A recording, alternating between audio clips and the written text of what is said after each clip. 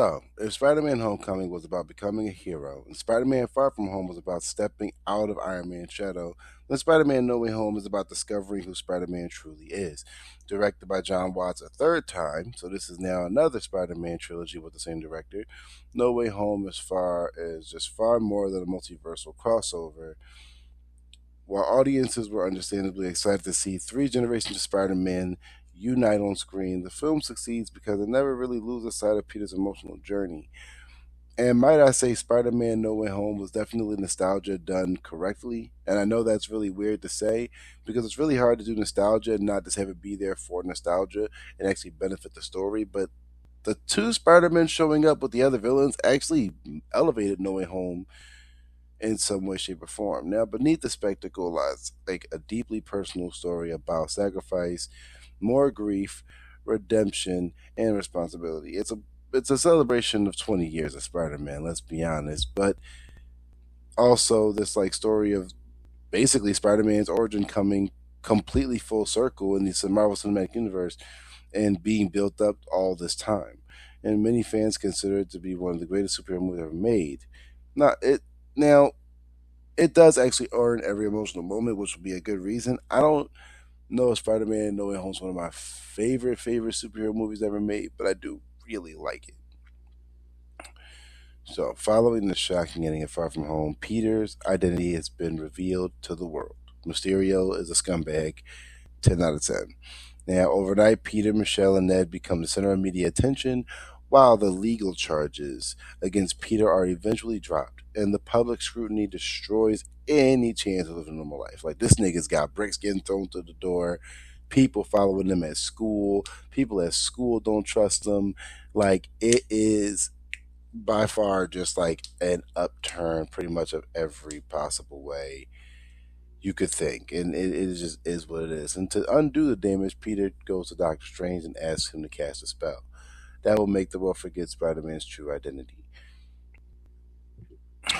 Peter repeatedly interrupts the spell to protect the memory of those close to him, causing it to fracture the barriers between the universes, which is just never good. And the reality brings to collapse. There are villains from previous Spider-Man films that are pulled into the MCU: Green Goblin, Doc Ock, Electro, Sandman, and the Lizard.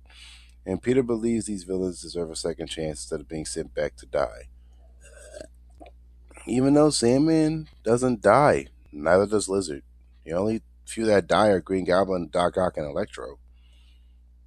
And Electro's kind of up in the air because, oh wait, no, he does confirm his death. Remember, shoot, I was about to die. Yeah, that scene is. Jamie Foxx actually redeemed himself so much in this one. But Peter, and then his compassion ultimately leads to devastating consequences when Goblin returns, forcing Peter to endure the greatest tragedy of his life. And as the multiverse spirals out of control, two unexpected aliens arrive: Spider-Man and Spider-Man. And together, the three Spider-Men must save not only the multiverse but each other. Did I say aliens? I meant to say allies. Sorry, yo.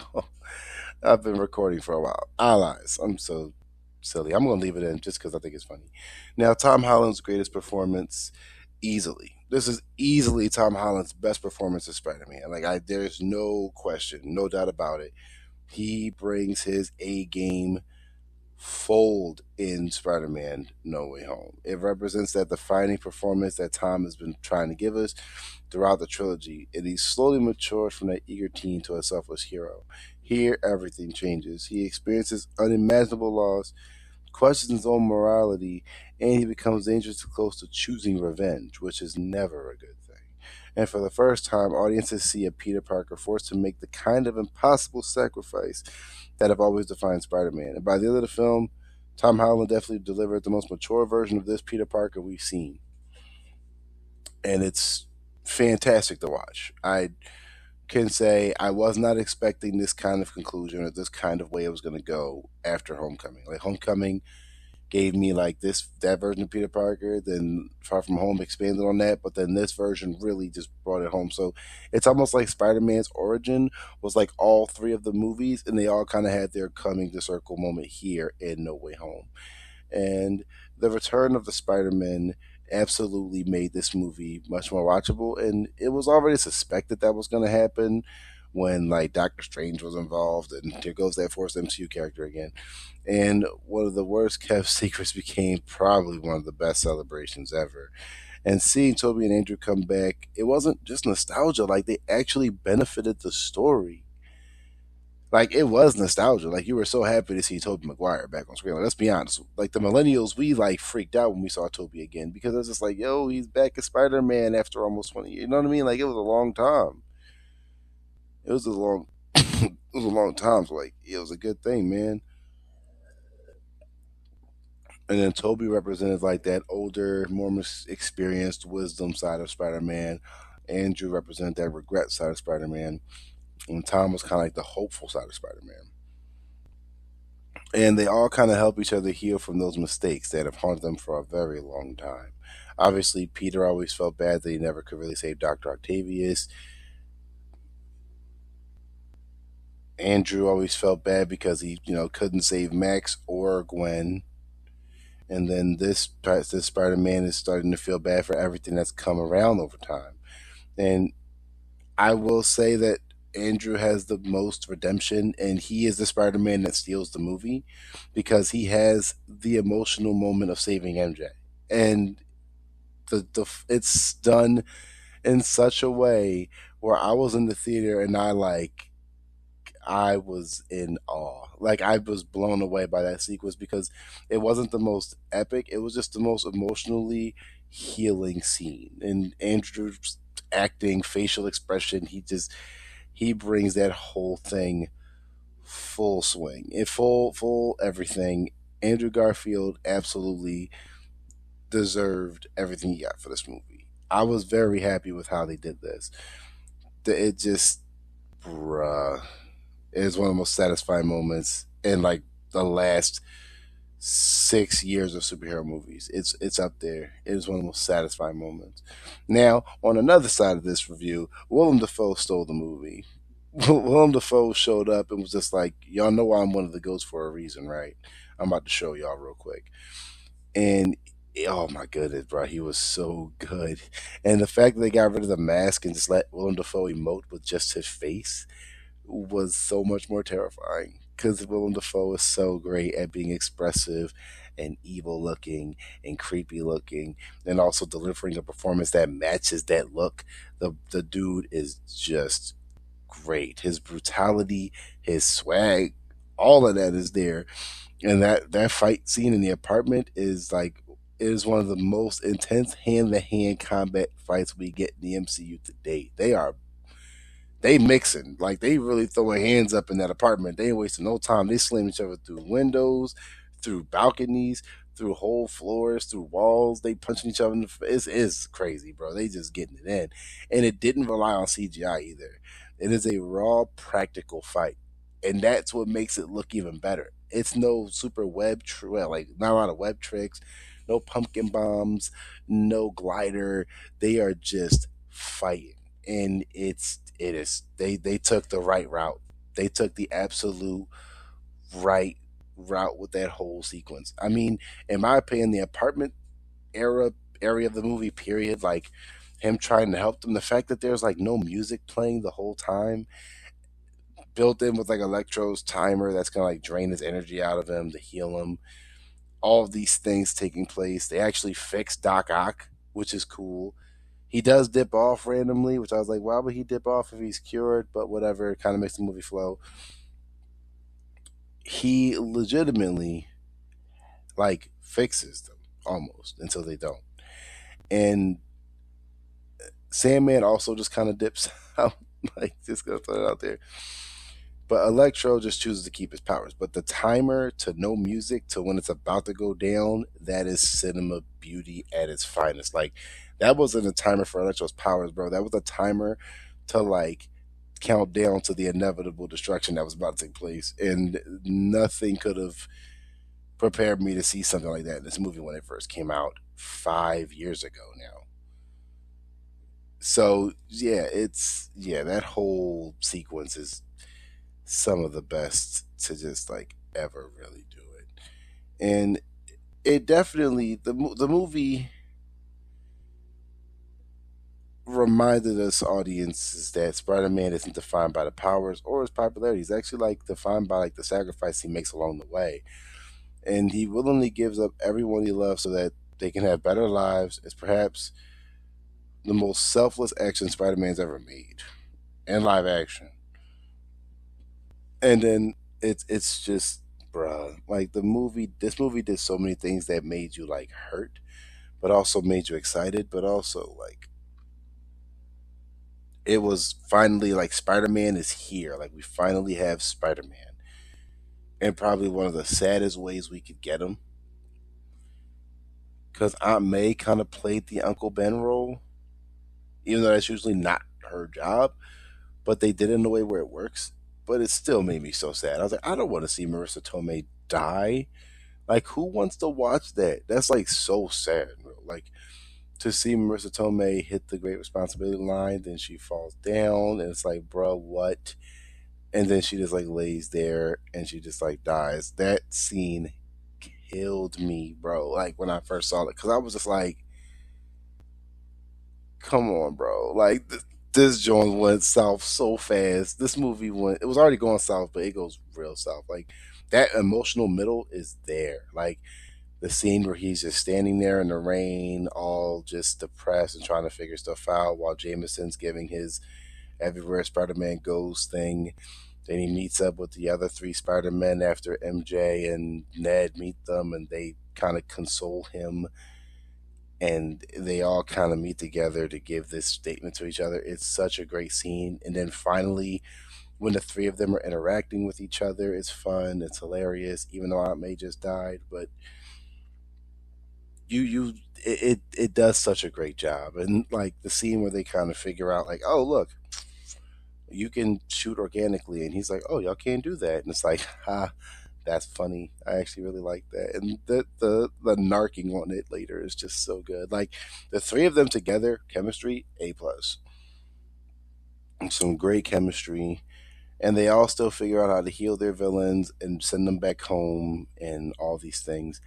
The final fight on the Statue of Liberty is cool. It's creative. When you have three Spider-Men, you could do so much with it, and they do. I love the fact that they all have reconciliations with some of their villains. Like Toby has it with two of them. He has it with Marco a little bit, but then he has the really good conversation with Otto, and then Andrew has that really great conversation with Max, and I'm just kind of like, I like that it's Max because I could tell he felt the most bad about Max. And I love just the man. There's got to be a black Spider-Man out there somewhere. It's like, of course they had him say it. Of course they had Jamie Foxx say it. But it's just funny because it was after Spider Verse, you know. So people had been introduced to Miles by that point. It was after the Insomniac game where Miles shows up. So everybody had been introduced to Miles in some degree by that point. So it makes it even funnier. But yeah, I do really enjoy Spider-Man No Way Home. I know it does fall apart if you really think about it. The fact that like Doctor Strange just willingly kind of goes with stuff. The fact that Peter even beats him is kind of insane, and the fact that Peter never really tried to clear his identity kind of annoyed me. But I'd be dumb to talk about this movie and not mention the fact that Charlie Cox first shows up in No Way Home in the MCU finally, and I remember I peed myself because I was so excited to see him again. I was like, he's finally allowed to be back. He's all good about it. He's so cool. That's why I'm hoping we see him in Brand New Day because of the way Daredevil season 2 ended. We'll have to see. But yeah, I'm so excited to see Charlie Cox, bro. Like always. So when I first saw him, I pretty much went ballistic, homie. Like I ain't gonna lie to y'all. And I will say one of my biggest annoyances with No Way Home, man, I don't want to sound like I'm contrarian, but I really hated how everyone just kind of believed Mysterio. Like Spider Man helped save the universe, and y'all just believed Mysterio. Just Yeah, Spider Man's guilty. It's like, what? Come on, man. Like, that's insane. But other than that, No Way Home is still a darn good movie. And I will say the final swing coming in, bringing this around, the final swing, the movies, it's the strongest ending in Spider Man, in a Spider Man movie, in my opinion. Like, I do think it's Peter. He's alone. There's no Avengers, no Stark Tech. No one remembers who he is, and he moves into a small apartment, which would be very expensive for him. Sews his own comic accurate suit, listens to a police scanner, and he swings through New York as the just friendly neighborhood Spider Man once again. And it was the beginning of the Spider Man we'd always wanted to see. And it's a final swing that you just kind of sit there and you listen. You just gotta watch it. And the first time I saw that swing, I was like, yeah, this is a much more grounded, you know, swing into being Spider Man. And then the movie just ends and it plays one of the best 80s hip hop songs ever, The Magic Number by De La Soul. And it's perfect because there's three of them and there's three of them and it's like three is the magic number. So yeah, it's a really good end credit song to use. Now, years after its release, I do say No Way Home is one of MCU's biggest achievements. It is the one movie where nostalgia actually works. The emotional storytelling was powerful. The performances are great all across the board. And most importantly, the movie, it never allowed nostalgia to overshadow the journey, as I said earlier in this video. And every returning character, for the most part, exists to help complete the story. So, what are my thoughts on it? On No Way Home, it succeeds because it understood what Spider-Man has always represented. That hope, compassion, sacrifice, responsibility that we've mentioned before. And it celebrates the 2 decades of Spider Man films while simultaneously creating the strongest foundation for Tom Spider Man we ever got. And the movie just delivered that spectacular action, the heartfelt performances, that unforgettable emotional moments, and one of the most satisfying endings in the last couple of years in superhero movies. And is it's the complete coming of age story. The whole coming of age trilogy comes full circle here in this movie. And Peter finally becomes a Spider Man we always knew he had the potential of being, and he's here now. So, with that being said, Spider Man No Way Home is my favorite of the Watts trilogy. I can understand why it's some people's least favorite. I can understand some people still prefer one of the other two. But I definitely think No Way Home does what the other two movies was trying to do, but actually kind of nails it on the coffin every time. So, with that being said, let me know how you guys feel down below. Like, comment, and subscribe, and I'll see y'all on the next one.